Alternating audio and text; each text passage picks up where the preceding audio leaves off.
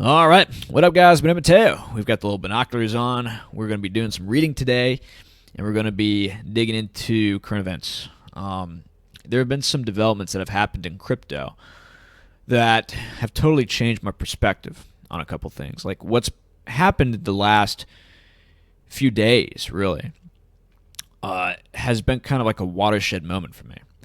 And there's been a lot of things in crypto that I've been somewhat concerned about, like the metaverse, the new crypto world order, the legacy financial system, which seems to have a big foothold and beachhead, and the new financial system, which is going to be based on crypto. Money Today show talks a lot about that.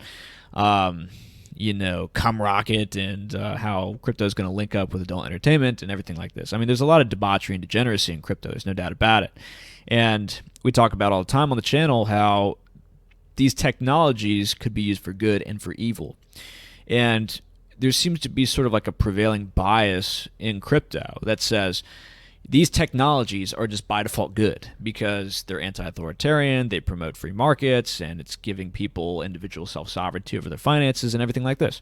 This is all well and good, but we have to understand that these are neutral technologies, right? Just like nuclear power could grant millions of people energy, very cheap, reliable, clean energy.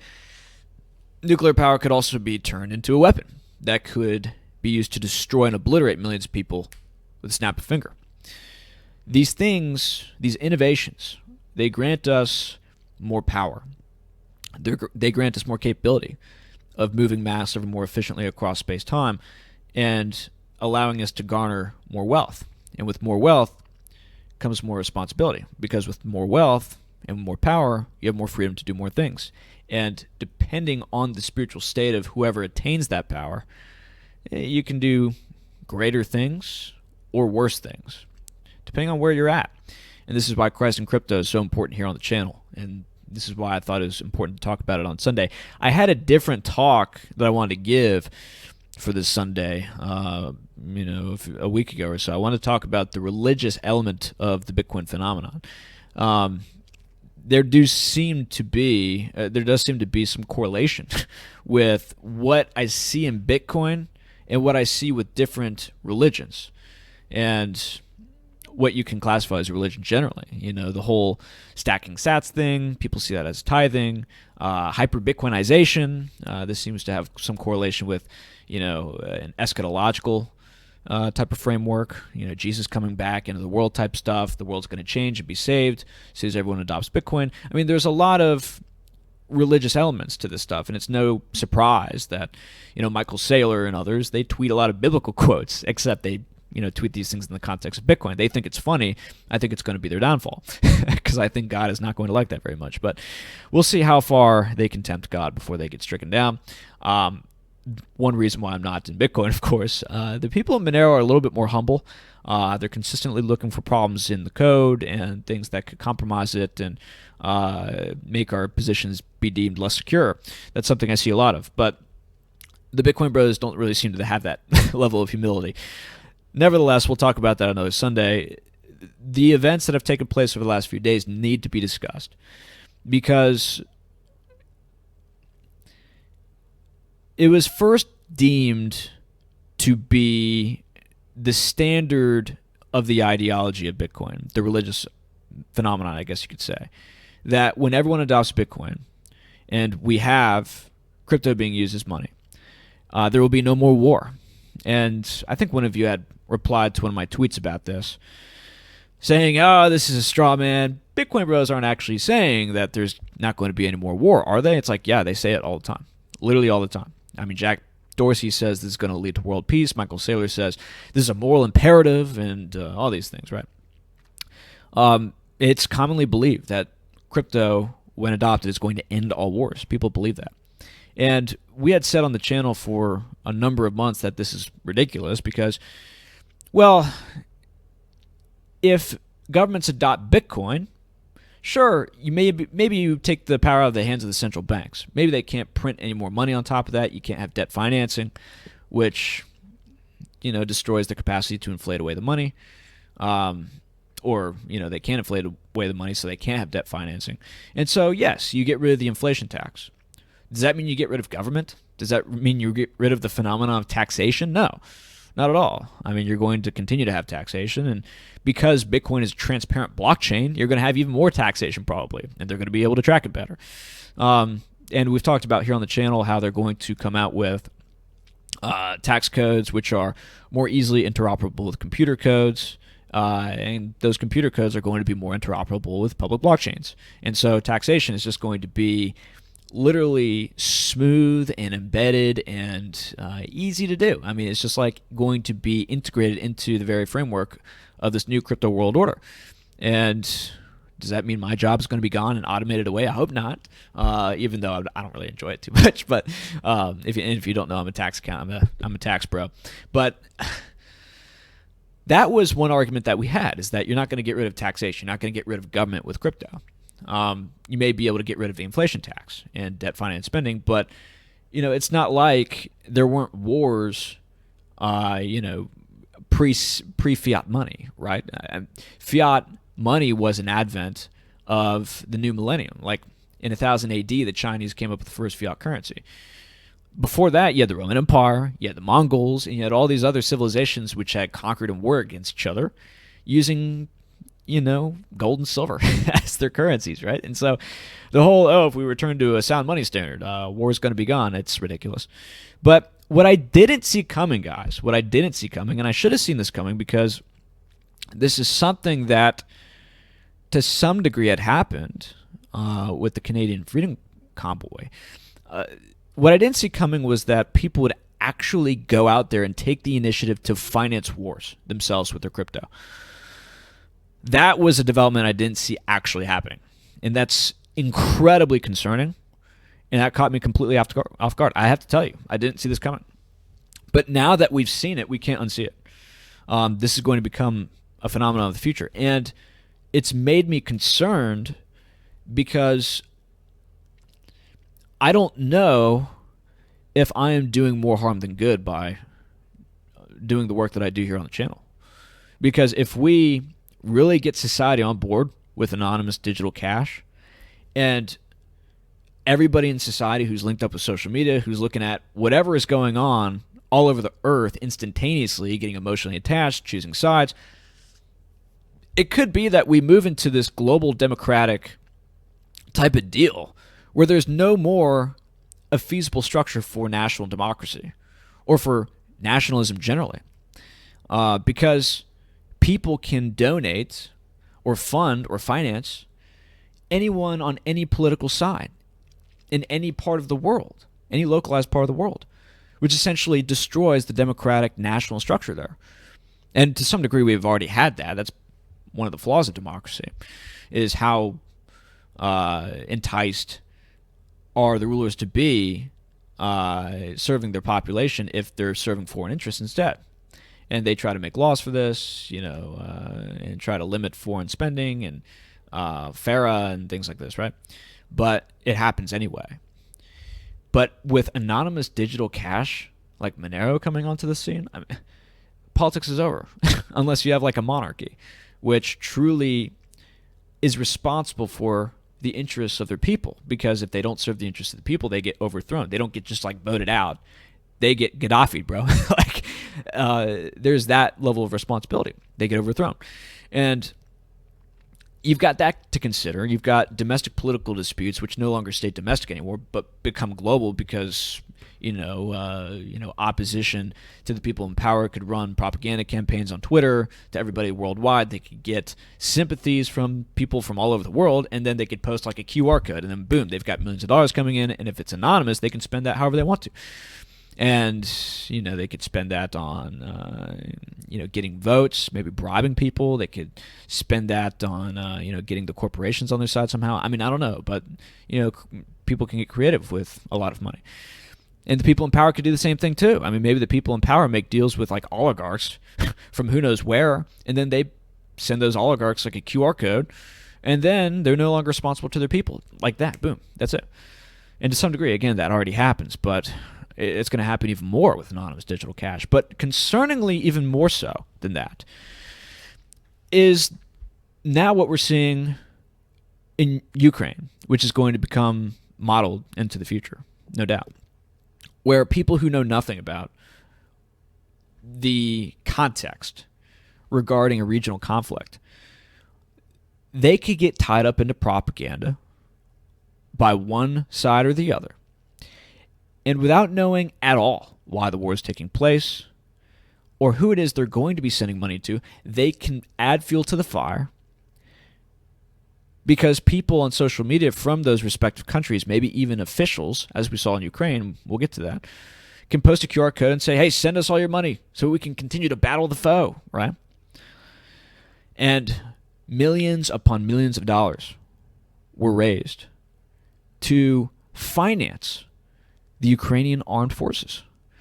And I assure you, most of the people who donated have no idea how that money is going to be spent, who it's going to be given to, the weaponry, if they do spend it properly. Because, again, as we'll get to, some of the people who are part of these forces, they may not be as innocent as you think and as freedom-loving as you think, right?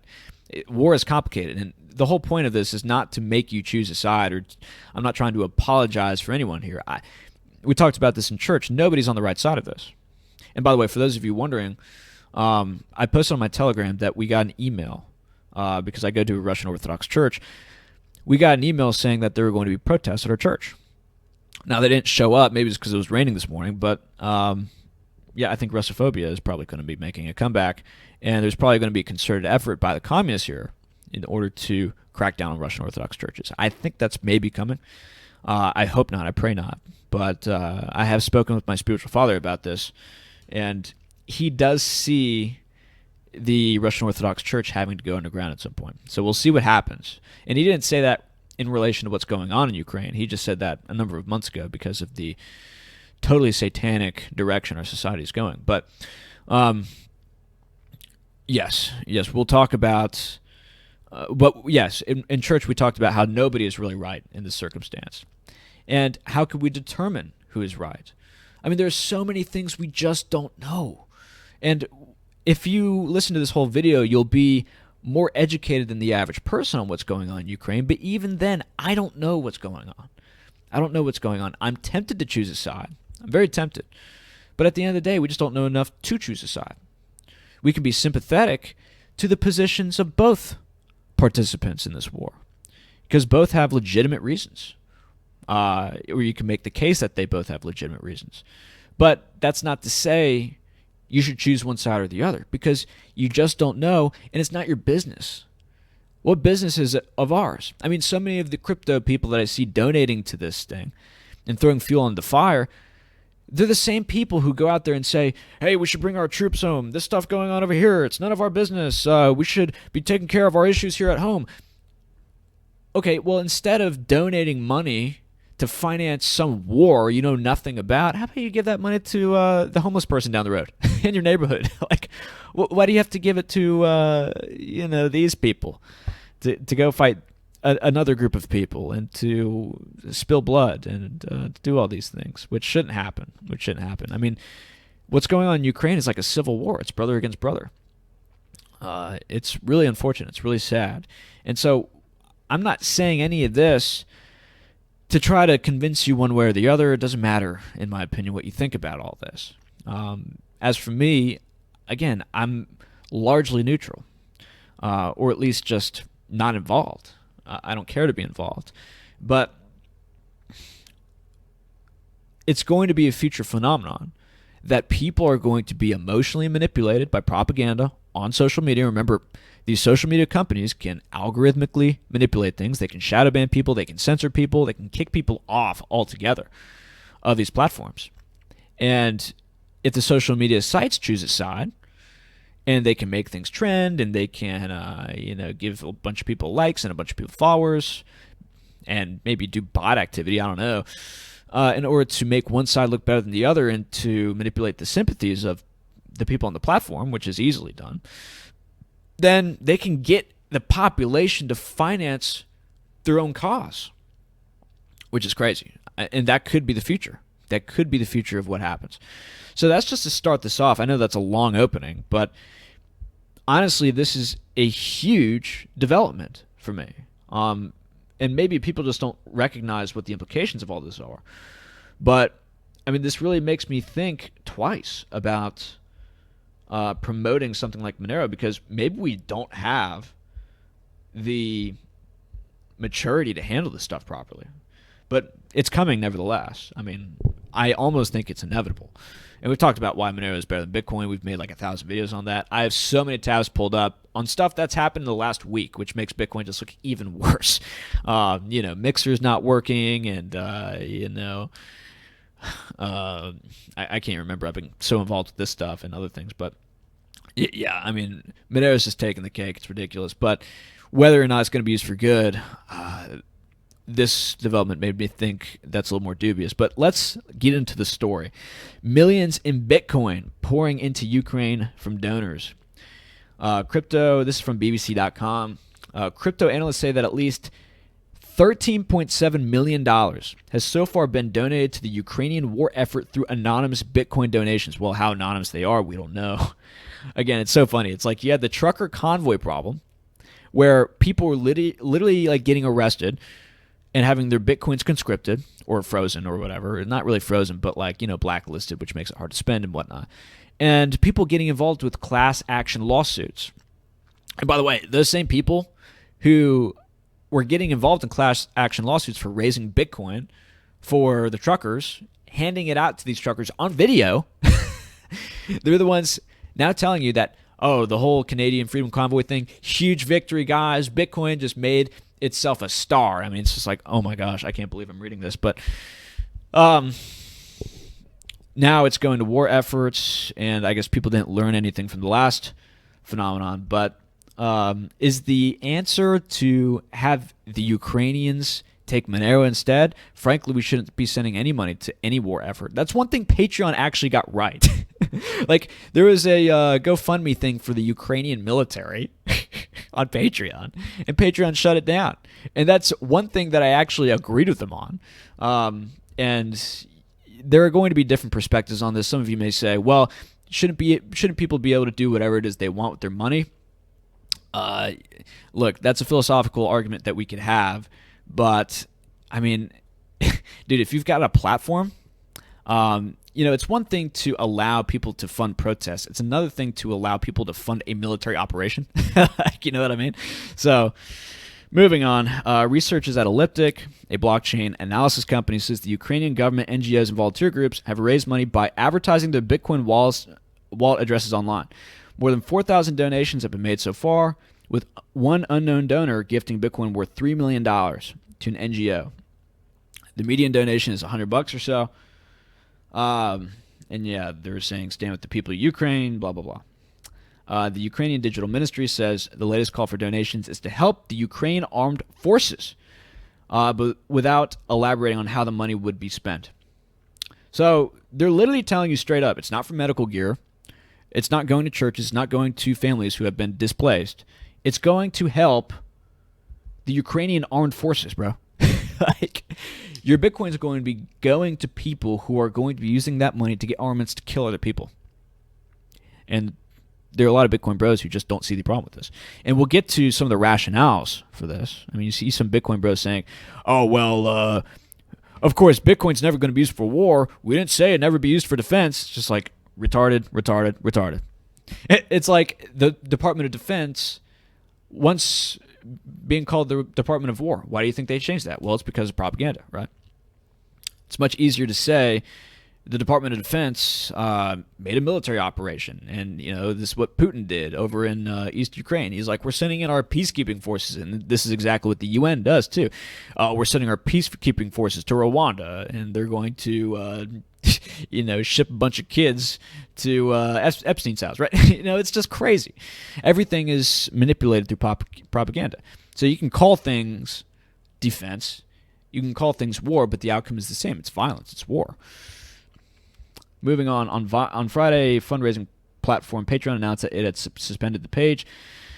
Moving on, we talked about that. Cryptocurrency fundraising is becoming an increasingly prominent part of modern conflicts around the world. Scammers appear to also be taking advantage of the current situation. Yep, so people are going to get scammed. So that's just basically what's going on. this is the tweet being referenced, and I haven't done an update as to how much Bitcoin has been raised, but a lot of money is being raised. A lot of money is being raised. So check out this guy, Gavin Wood. This is the bro who is leading the Polkadot charge. I think he's the guy behind Polkadot. And he says, if you post a dot address, I'll personally contribute $5 million. Now, dude, what the hell are people in Ukraine going to be doing with Polkadot? Dude, what? They're going to go to Lockheed Martin and say, hey, can we get a missile? I got some Polkadot. I mean, what? What are they going to be doing? And that's another question I have. Like, what are you going to be doing with Bitcoin and Ethereum? I mean, maybe they'll take it. Maybe you could use like Pay Now or some of these other converter things. But bro, I mean, you're going to be buying rockets with Polkadot, and then Cake Wallet. You're trying to get them to take Monero. Bad optics, bro. Bad optics. Cake Wallet sponsor the channel. I don't know if we can get these guys to take Monero. I'd prefer if that was not the case. We should definitely stop that immediately. Not a hack. The Ukrainian minister tweeted the same address. Yeah, so everyone's gung-ho. Everyone's gung-ho, bro. And Vitalik Buterin seems to be in on this. So to follow up on Vitalik Buterin's tweet, I've confirmed directly with the Ukrainian ambassador that the addresses are correct and in control of the Ukrainian government. Give. Defending free and open societies may be the best thing we ever do with our Bitcoin and Ethereum. So again, it's in the context of defending. They don't understand that they're perhaps funding like a New World Order puppet regime. Like, never occurs to them. But moving on. Can't confirm. Yeah, so everyone's sending stuff. Now, this is kind of funny. Can I send Dogecoin? Somebody had a pretty funny response. They're like, bro, they're trying to buy like missiles or whatever. They don't need Mavericks basketball tickets or something like this. Yeah, dude, they need to buy light arms and heavy armor, not Dallas Mavericks gear. So that's kind of funny. Kind of a good take. Moving on. What are they going to do with Ethereum? Buy a picture of a gun to print out? A non-fungible missile? And you see the Ukrainian propaganda coming in here. So, yeah. Pretty crazy, right? Nobody's asking the right questions. Like, hey, should we not do this? So this is my concerns summed up in a short statement here, a little tweet. Anybody anywhere in the world financing any domestic political affair or regional military conflict anonymously with crypto, couple that with social media, algorithmic manipulation, censorship, sophisticated modern propaganda, etc. This is dangerous and extremely unstoppable. Or this is dangerous yet seemingly unstoppable. Goodness, I think I had too much coffee. So yeah, and this is in response to Pomp saying this feels like a turning point for fiat currencies globally. A country that is currently engaged in violent combat to preserve its sovereignty and freedom is publicly soliciting Bitcoin and crypto donations. Yep. Pretty interesting stuff. I mean, it's literally a puppet regime. I'm not sure what freedom these people are referring to. Like, I see nobody referencing the 2014 coup that happened in Ukraine. Like, literally, the country got usurped by the Americans in Victoria Nuland, and they put the Svoboda party in power, or people from the Svoboda party in power, Yatsenyuk. And we'll get to that. But nobody knows the history of anything that's going on there. Yet they're gung-ho to donate tens of millions of dollars to this cause. I mean, it's just unbelievably irresponsible. Very interesting. The Ethereum address posted by the Ukraine account, which Bloomberg confirmed is legit, has taken in far more money than Bitcoin. So, like, you have different crypto bros competing against each other. Who can donate more to this war effort? We could probably kill more Russians than you guys can with our money. So you can see how the spiritual sickness is kind of taking place here. In other news, the Russians are, I guess, getting kicked out of SWIFT, or at least a few select banks. And I posted this because things could get pretty interesting here. Interestingly enough, or what am I saying? The second highest export in Russia is gems and precious metals. And Russia has stacked up a ton of gold and silver. A ton. And we saw how gold just took off when the invasion started. Gold got up to like $1,915. It just went nuclear. Crypto was crashing at the same time. And so we sort of saw what people run to and what people flee in cases of emergency, right? When the glass has to break and people have to pull levers, people run to precious metals. People run to real stuff. This is part of human nature. I don't think that's going away. But Russia is a huge exporter of gold and silver. And so now they're going to be keeping a lot of that supply. And I think maybe, this is very speculative, but I'm going to say it anyway, maybe Russia and China, as more isolationist pressure gets incumbent upon them, maybe they make a move on the LBMA and the COMEX. Maybe they take delivery of a lot of their silver and gold. Now, whether or not the COMEX and the LBMA is going to go through on that, I don't know. Maybe that starts a squeeze or a panic because if they don't make delivery on one order, maybe they can't make deliveries on the others. But then again, maybe they can just chalk it up to, the Russians, we're not going to give them these amounts. We're just going to sell the contracts in cash or rubles or whatever. I don't know. But we do know that there's still tons of price manipulation going on. I mean, look at the price action after the move up to 1950, which was genuinely sponsored by real demand. Probably particularly in Russia, because you have bank runs going on there. You also have bank runs in Canada. A lot of people are just getting their money out of the system right now, and they're going into things like precious metals or crypto. But they have a huge interest in... Oh, what was I about to say? Yeah, the price of gold and silver went down significantly after that. I mean, it's literally just like puking. And I think gold now is under $1,900. And everybody's posting on Twitter and the Gold Sphere, yeah, totally natural price movement. Yeah, it's at 1896. I mean, it literally just went vertically down. And we've seen that a million times. We've made videos on it here. So much manipulation that goes on in the market. So maybe Russia and China move to somehow take the price discovery mechanism away from the LBMA and the COMEX, and they somehow break them. I mean, we know that there's been squeezes which have happened, which have pushed the price up a lot and have made COMEX and LBMA push out delivery times and lie about how much they have in storage and things like this. Who knows? Who knows what's going to happen? But just wanted to comment on that. That's something to look out for. Moving on, cereals.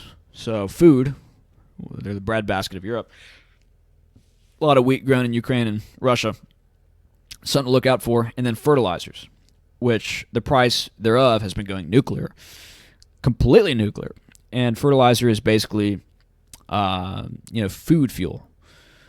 And I think that's a nuclear option that Russia has, because Russia is one of the biggest exporters of fertilizers, and the price of fertilizers has already been going nuclear, which has been pushing food inflation up a lot.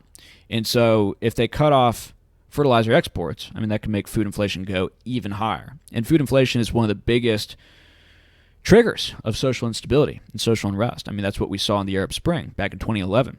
After the second quantitative easing round, a lot of that inflation went into food, and once it got past around 20% in the emerging markets, I mean, that's when you started to see stuff really pop off, particularly in Syria, in Tunisia, and other places, right? Because food's a big expense for a lot of these countries. So with where things are going in the United States and the West generally, and us having to deal with high electricity prices and gas prices and such, that could become a significant issue. And by the way, the oil is not going to be stopping. The oil is going to continue to flow. All right, how far are we? And it's not what I'm looking for. But I've been giving you guys updates on the Gazprom position. I've been telling you guys that I can't find it. But I've been telling you guys that Gazprom's going to stay a freaking powerful position, because Europe needs Russian gas. I mean, Europe gets about 50% of its energy from Russia, which is crazy. And so there have been no sanctions on Gazprom or Rosneft, although interestingly enough, a finance director of Gazprom wound up dead recently. An apparent suicide, quote unquote. So that's concerning. But Nevertheless, if they secure Ukraine and Ukraine submits, then they've just secured a lot of pipeline capacity. And that's super bullish for Gazprom. But who knows where this war is going to go? Maybe it turns into a quagmire, in which case it's going to be dangerous for Gazprom. I suspect that there's going to be a surrender sometime in the next week.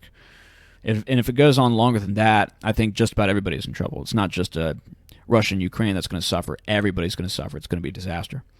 But that aside, Gazprom's looking very good. Oil prices are going up. Their dividend's still pretty good. Now, whether or not there's going to be a prohibition on investing in Russian assets, that's still yet to be seen. That is a risk, so take that into account. But, I mean, we just saw a news article coming out of Florida. I mean, I'm big on nuclear energy. I have uranium positions. I think we've been pretty bullish about that here on the channel as well. I think in order for the electricity to stay on and flowing in the West, there's going to have to be nuclear power plants built. I mean, that's baked into the cards. But we saw in Florida how a nuclear plant in its development was essentially shut down because of environmental concerns from special interest groups.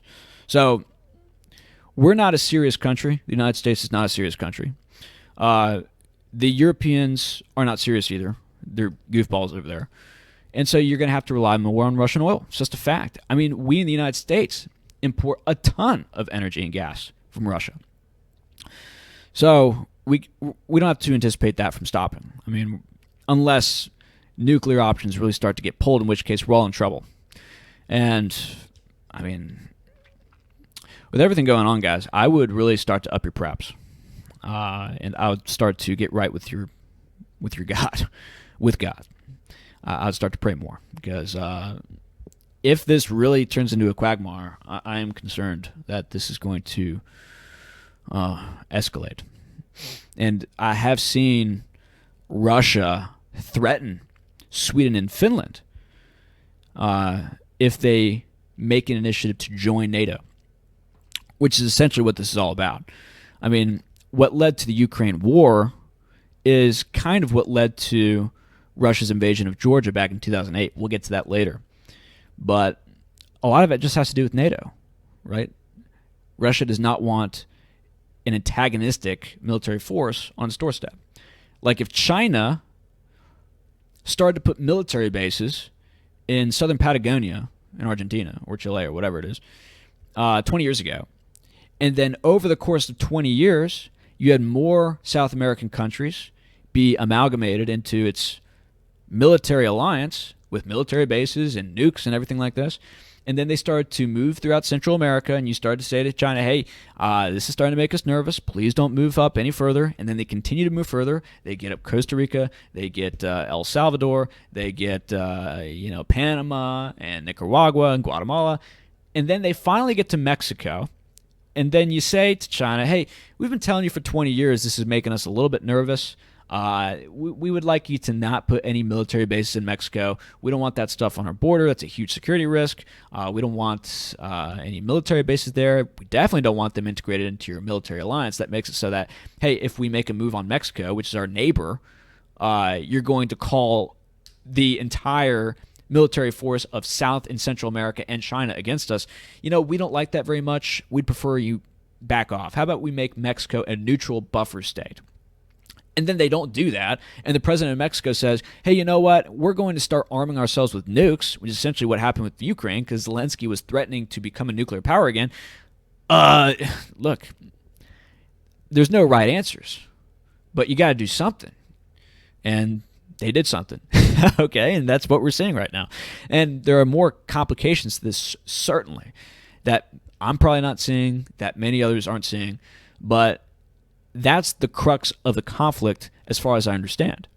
And is the invasion brutal? Is it bad? And are a lot of innocent people getting hurt? Absolutely. But you can't just get out there and say, oh, well, who could have seen this coming? Putin's a mad dictator. We need to overthrow him. He's doing this because he has to consolidate power. And, people just come up with these just super low IQ theories about what's going on. And Putin has said for like literally decades, hey, stop. Don't annex this country. Don't annex that country. This threatens our security. And by the way, remember the United States pulling out of the Nuclear START Treaty. And Russia begged the United States to stay in the START Treaty, which is for nuclear nonproliferation or things like this, open skies and mutualistic monitoring of nuclear activity. Russia tried to keep the United States in, and what happened with Trump? He pulled the United States out, leading to a lot of instability, right? So to say that Russia is like an irrational aggressor and they were unprovoked, I mean, again, this is war propaganda language. They were absolutely provoked into this. Now, again, I'm not apologizing for Russia. Maybe they didn't have to invade. Maybe there was some other solution that could have been had. But to say this is just coming out of nowhere, Putin's irrational, this is just nonsense. This is low IQ stuff. But I just want to go on that tangent real quick. This bro, Alex Waltz. And by the way, I've noticed increasingly that, people who have sunglasses in their profile pictures, they tend to have good takes. Do you guys agree? I think the shades denotes a higher level of wisdom than the laser eyes. What do you guys think? Just a personal take. Crazy how people think Bitcoin will end all wars. That is just plain absurd. I mean, 106 Bitcoin have been donated to literally fund the war. Yeah. Bitcoin does not bring about utopia, just censorship, resistance. And I don't even know if it's going to bring about that. We'll see that with OFAC.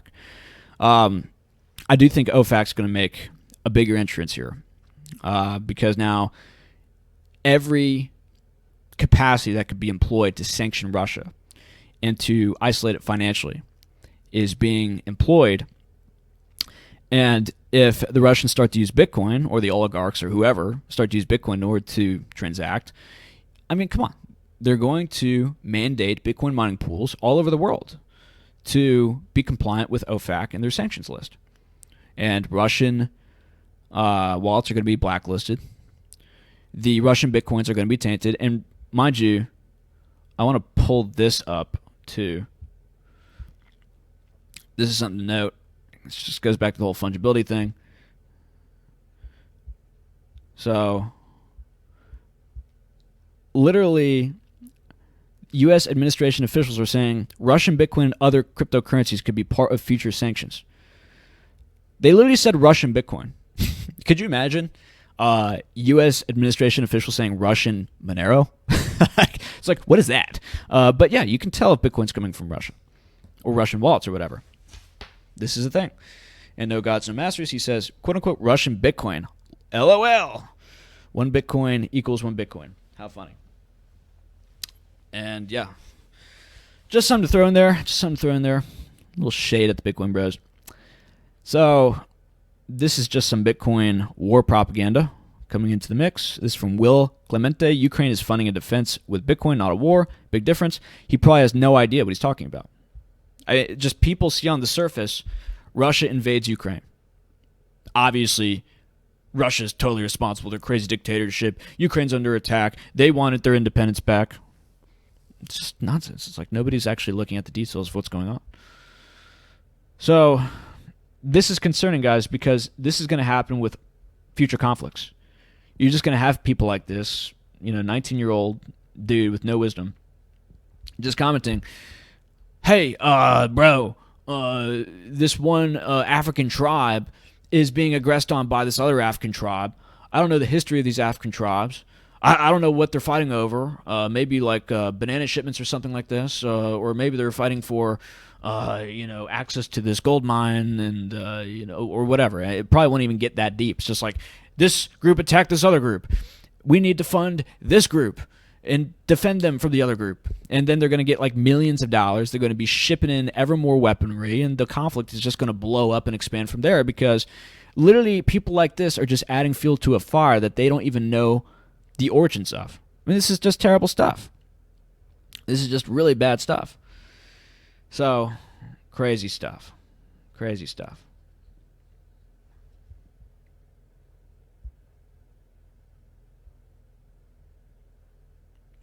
Remember when Justin Trudeau fled Ottawa because some truckers were beeping their horns? Zelensky is a real one. So, Like, this photo has been proven to be fake. This is just, again, wartime propaganda being tweeted out by Bitcoin bros. And I don't know if McCormick has come out in support necessarily of what's been going on in Ukraine and funding the Ukrainian war effort. But, yeah, I mean, this kind of stuff is going to make them sympathetic with one side, and it's going to encourage this kind of activity, right? So, dangerous, irresponsible behavior. So, this is from Caitlin Johnson. Just incredible how even after all this time, after all those wars, after all those lies, it's not even occurring to most mainstream Westerners to investigate whether the U.S. could possibly have had to do anything with starting the war in Ukraine. So, yeah. I mean, nobody's bringing up the 2014 U.S. coup that happened in Ukraine, literally on Russia's doorstep, causing massive amounts of instability.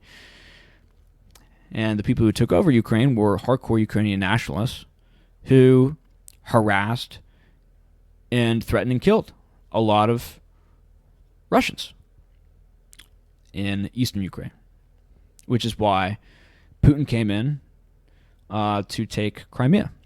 And by the way, there was a referendum in Crimea back in 2014 to be annexed back into Russia, and there was like an 89% turnout for the vote, and 97% of them voted to be annexed back into Russia. 97%. Now some people come out and say, oh, well, it was a manipulated vote. How can we trust the vote? Probably the same people who trust the vote that happened in 2020, right? It's just tribalistic propaganda stuff. But 97%, that's a pretty solid number, right? So a lot of turnout too. So again, these things are more complicated. I'm not trying to make a case for Russia or for Ukraine. I'm not trying to make you take a side. All I'm trying to convey to you is that this is complicated stuff. This is very complicated stuff. And just by looking at this with a quick glance and saying, oh, I'm going to fund these people, a war, I mean, think of how insane that is. Think of how irresponsible this is. But that's what a lot of these people are doing. And this is going to be something we can look forward to in the future. People who know nothing about conflicts which are raging in whatever part of the world, but want to help and want to get involved and want to send billions of dollars to go support one side of. Crazy. Just absolutely crazy. So let's talk about this now. Let's talk a little bit about NATO. We're going to get into sort of the history behind this conflict, and we're going to talk about the complexities of it. Not necessarily get you to take one side or the other again, but just to make you understand that with any conflict, there is a lot of history. I mean, these things don't just spontaneously happen. There's a lot of history that's involved with this stuff. And the more that you understand how complicated war and domestic, localized conflicts can be, hopefully this will encourage people to be that much more circumspect about being gung-ho to fund conflicts that are currently happening in Ukraine. So, in other places, right? So, I'm going to stop this for now, take a break, and then we'll get on back. All right?